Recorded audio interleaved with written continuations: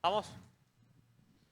Bueno, la siguiente charla la va a dar Wesley Santiago da Silva y nos va a deleitar con datos robados, negocios en riesgo y extorsión ilimitada. Muchas gracias.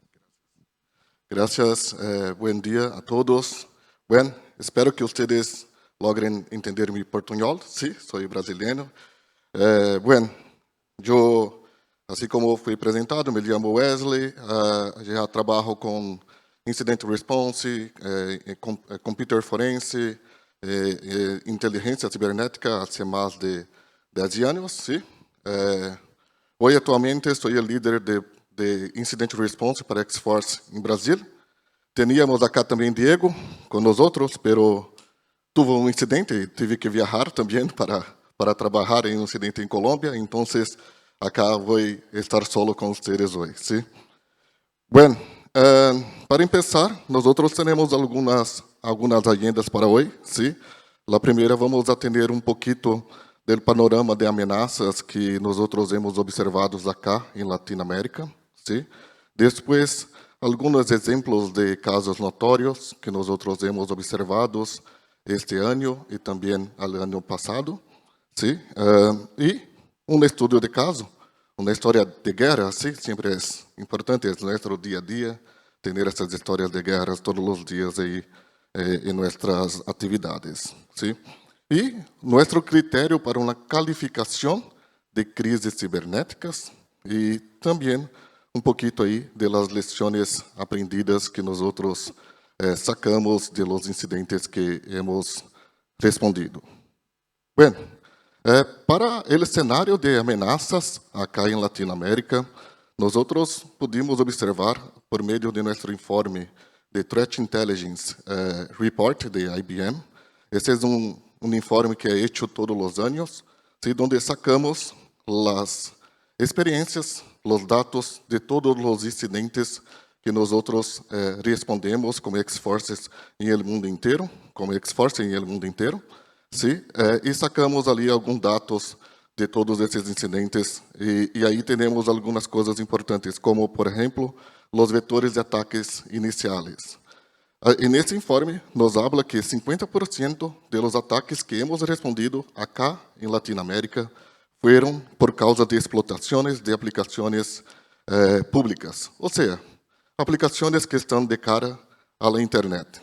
Isso tem uma razão. E nesse mesmo informe também nos habla que de las 10 principais vulnerabilidades, os exploits para atacar essas vulnerabilidades estão sendo vendidas em la dark web.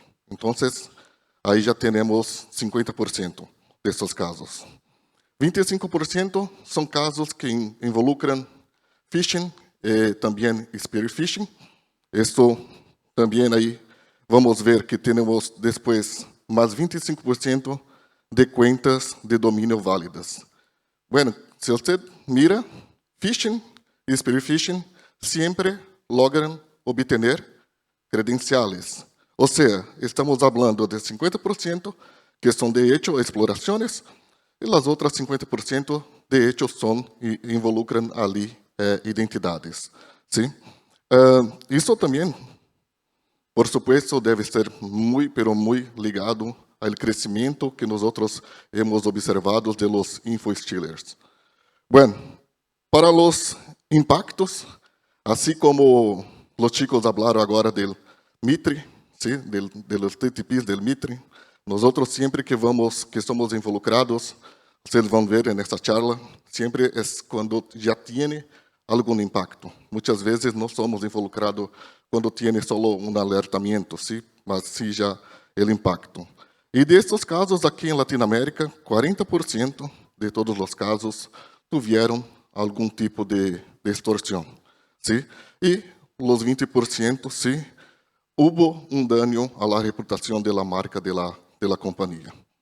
Bueno, quando hablamos por ataques direcionados por países, Brasil, sim, está em liderazgo de los ataques aqui para Latinoamérica, seguido por México e depois ali por Peru.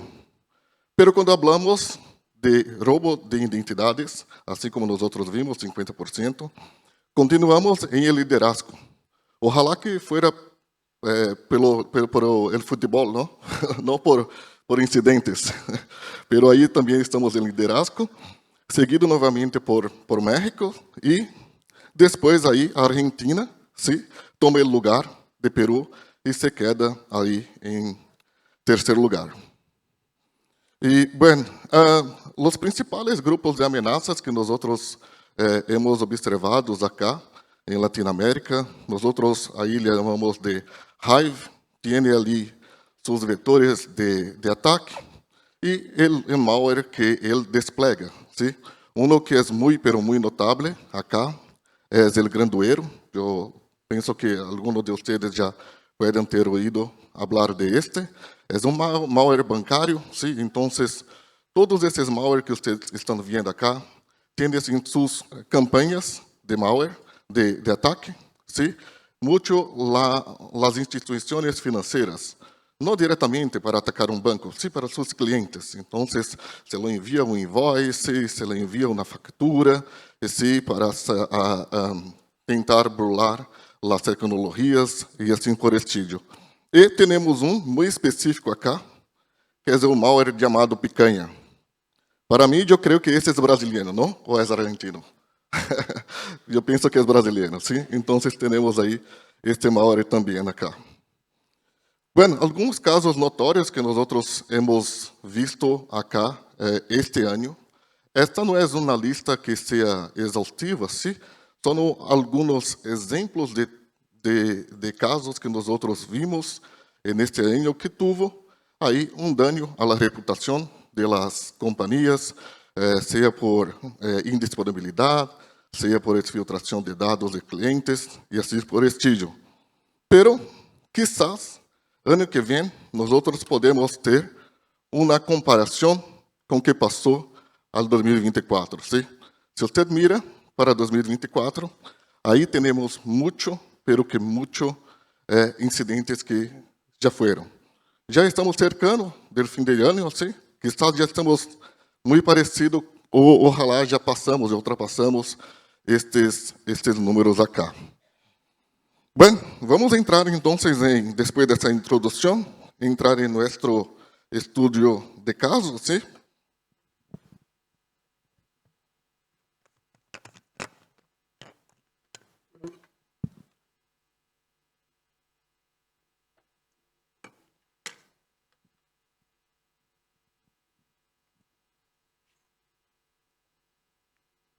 Bueno, todo se empezó con este estudio de caso cuando un vicepresidente de una compañía financiera acá en la América Latina recibió este correo, donde el threat actor habla que ya no está haciendo una broma, ¿sí? Que de hecho la compañía fue hackeada y que él tenía pose de millones de datos de clientes, ¿sí? Estos datos incluían direcciones, números de tarjeta de crédito, telefones, número de teléfonos de los clientes e hasta mesmo e-mail e etc. Acá nós vimos o primeiro intento de extorsão por parte do cliente, ¿sí? Então, aí recebemos uma ligação, temos ali hotline, que é uma linha global que nós atendemos clientes e não clientes para serem agarrados nos incidentes e começamos aí a fazer essa investigação. Ajudar o cliente a ver de onde vino esse correio e aí vimos que, sim, de hecho, proto e-mail, sim, para fazer toda a ofuscação, sim, de onde vino. E aí temos o primeiro impacto para o cliente. O atacante hace uma publicação de um sample de dados, hablando que tinha os dados dessa companhia. Quando nós começamos a mirar esses dados, miramos, vocês conhecem esses dados? Eram realmente de vocês? A companhia disse, sim, temos esses dados, pero para mim me parece uma coisa antiga. Não é de nenhum sistema de nós, ¿sí? E aí começamos a investigar. Curiosamente, não havia nenhum alerta em L100, nenhuma alerta em EDR, em nenhum dos sistemas de prevenção da companhia. nenhum vestígio, sinal de exfiltração de dados dentro de seu entorno. Dentro de isso, deste meio tempo, o atacante, vamos ver em los próximos slides, ¿sí? O atacante começou a hacer muitos intentos de extorsão, ¿sí? Pedindo muita plata para essa companhia, ¿sí? É uma companhia financeira, então já sabia o que estava fazendo, ¿sí? Dentro deste tempo, começamos a fazer muitas investigações ao entorno do cliente e nada se foi descoberto, até que se passou dentro de 2 ou 3 dias de muitas tentativas, intentos de extorsão por parte do cliente, o atacante se cansou e hizo a publicação de los dados que foram exfiltrados. São mais de 4 terabytes de dados. ¿Sí? Bueno, isso, de hecho, não era uma broma, tinha os dados, pero ¿de onde saiu? Porque no entorno do cliente não víamos nada.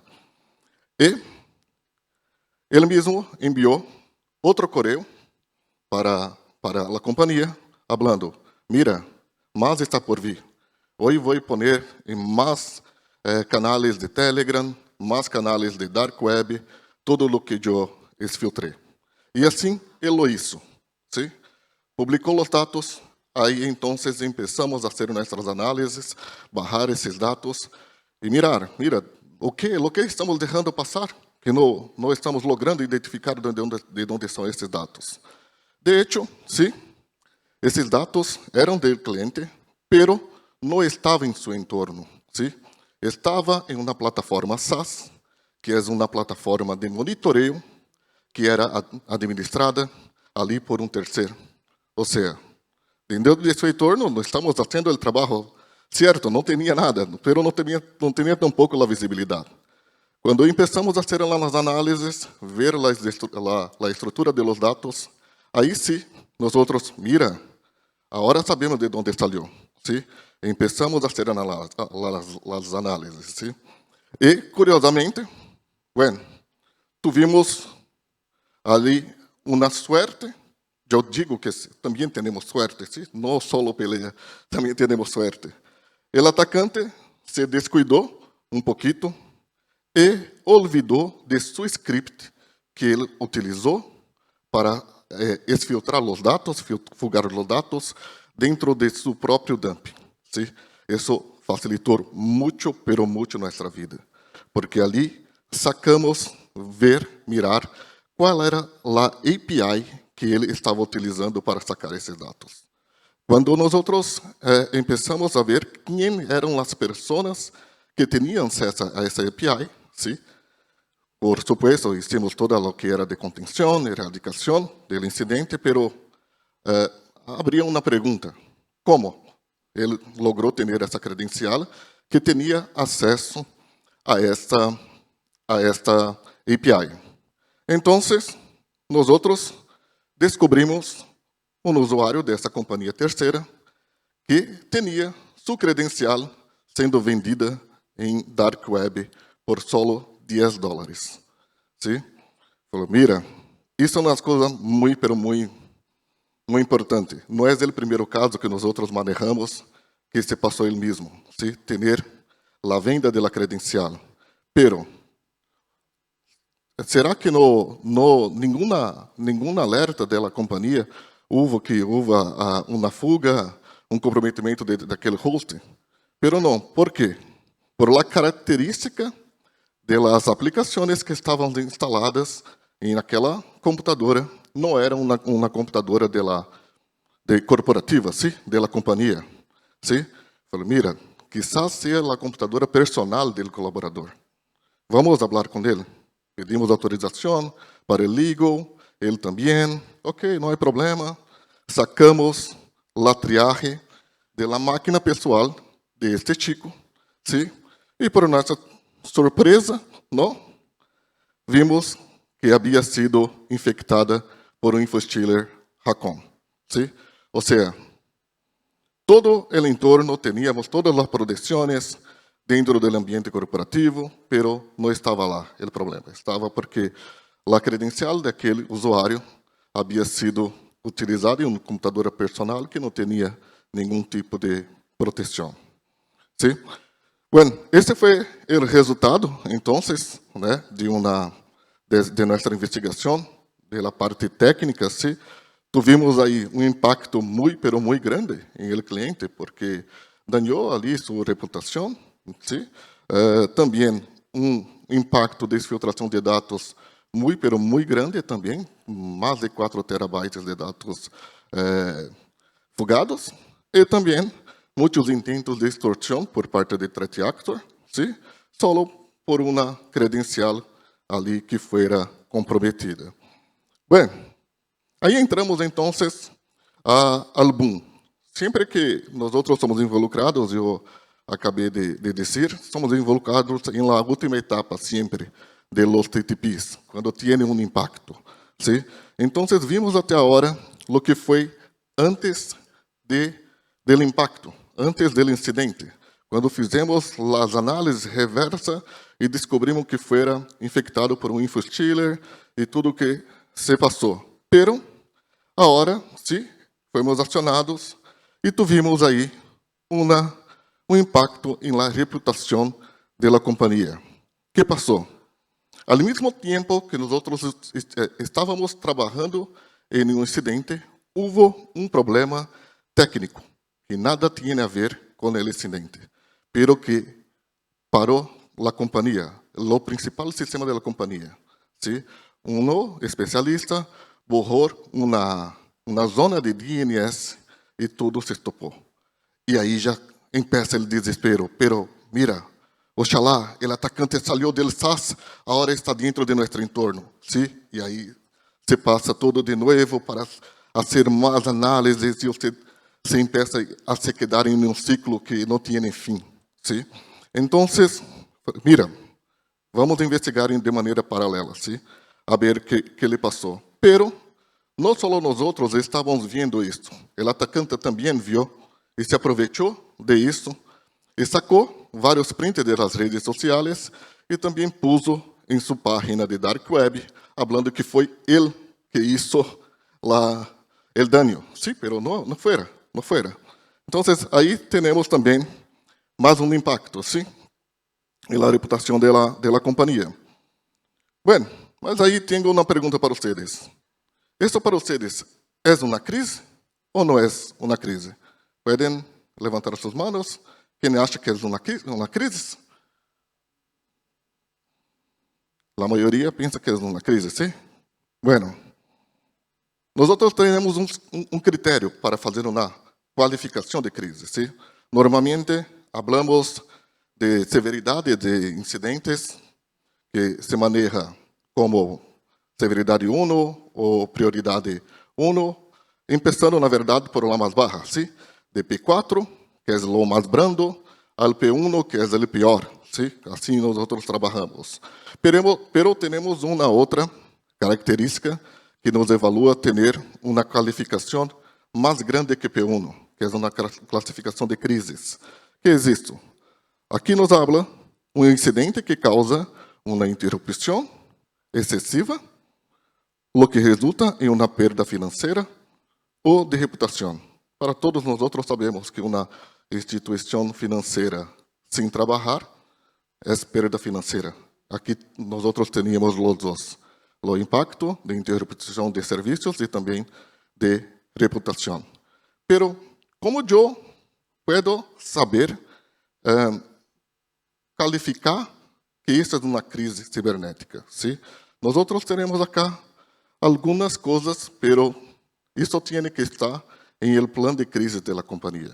Que é, bueno, se eu tenho danos financeiros, por exemplo, dano a la marca, como nós hablamos, privacidade e confidencialidade da informação foi atingida, problemas para fazer uma recuperação, tudo isso nós temos que tentar responder. Se lo temos, então é uma crise. Não lo temos. Então, volvemos esse incidente a ser um P1, a ser uma reclassificação desse incidente. ¿Sí? Se você tem dúvida se é ou não uma crise, já começa a involucrar o comitê de crises, porque o comitê de crises vai estar as pessoas que são de negócios, não só mais as pessoas técnicas, ¿sí? E eles vão decidir se é ou não uma crise. Então, em la dúvida, sempre elevamos isso também para uma crise, ¿sí? Neste caso, bueno, sí, isso se tornou uma crise para a companhia. E, además de fazermos todas as análises técnicas que estávamos fazendo, ¿sí? Aún também teníamos que, mira, normalmente hoje em dia fazemos todo de forma remota, ¿sí? Pero quando isso passa essa linha, aí temos que viajar, assim como o Diego viajou agora, ¿sí? Temos que viajar ao sítio, à oficina do cliente para dar apoio como um incidente commander, para não só tratar mais questões técnicas, mas também questões aí legais, também ajudar os executivos a tomar as melhores decisões durante o incidente. Isso foi o que foi feito. Um dos chicos de nosso time viajou à oficina para fazer todo esse takeover desse incidente junto aos executivos, enquanto os outros estavam trabalhando ali em la parte técnica. Pero responder incidente já não é fácil, ¿sí? É sempre muito doloroso para todos. E, aún assim, teníamos o threat actor insistindo em la instrução a todo o momento.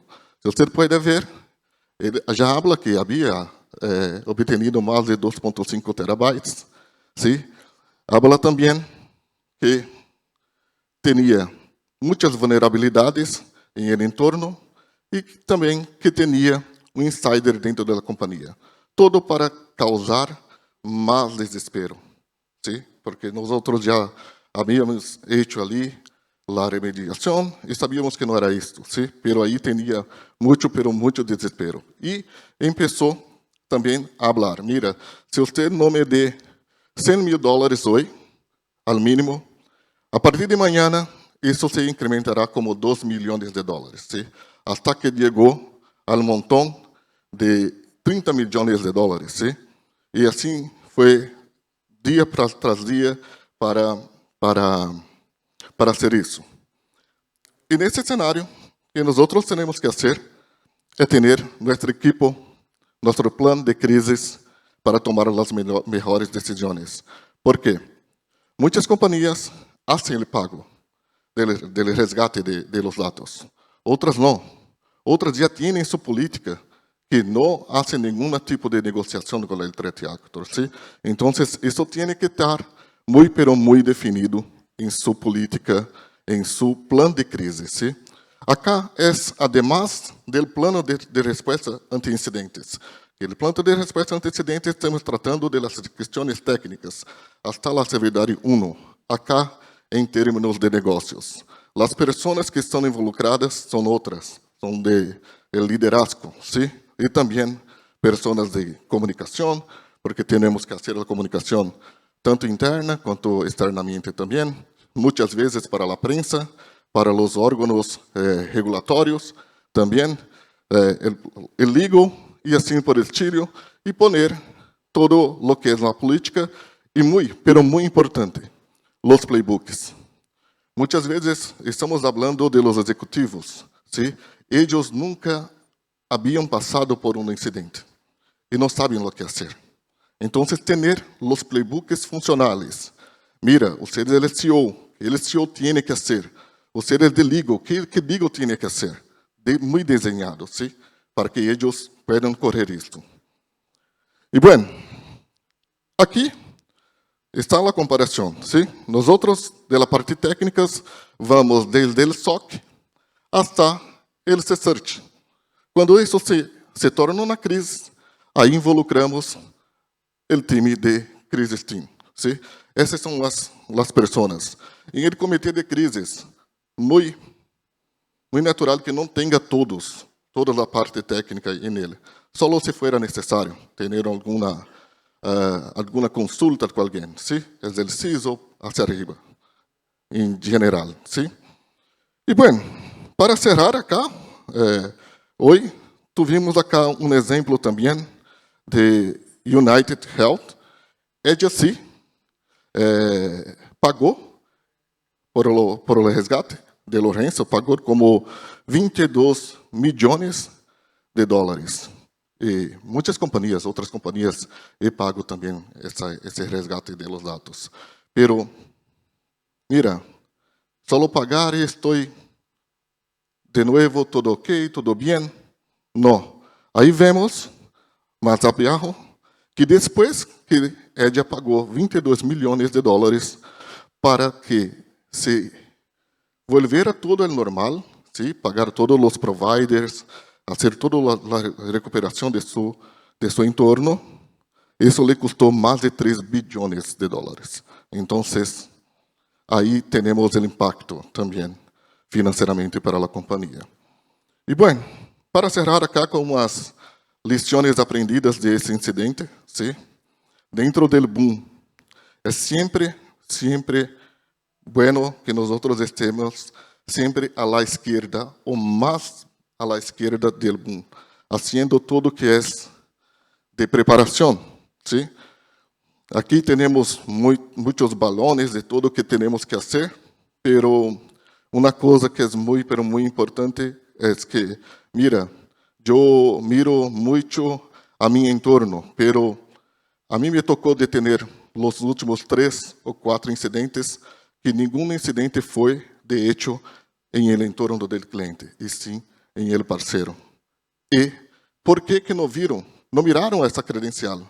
Sim, porque, pero tinha threat monitor, pero tinha para seu domínio, para suas palavras claves e os outros parceiros que vocês têm, sim, as outras companhias.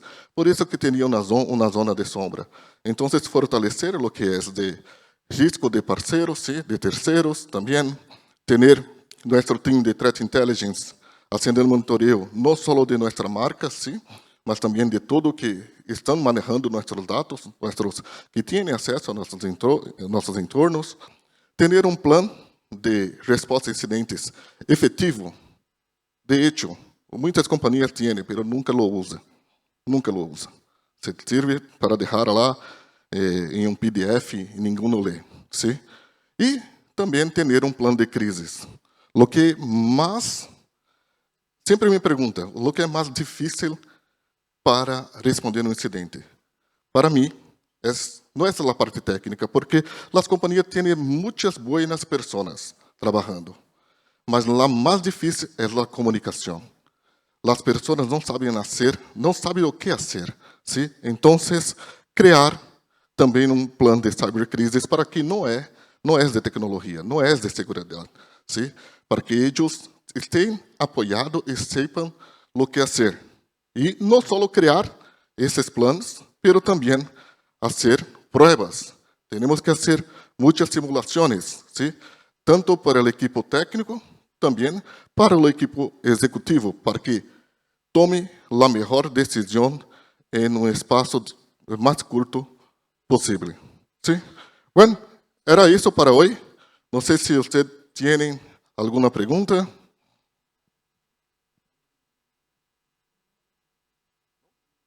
Bom, gracias.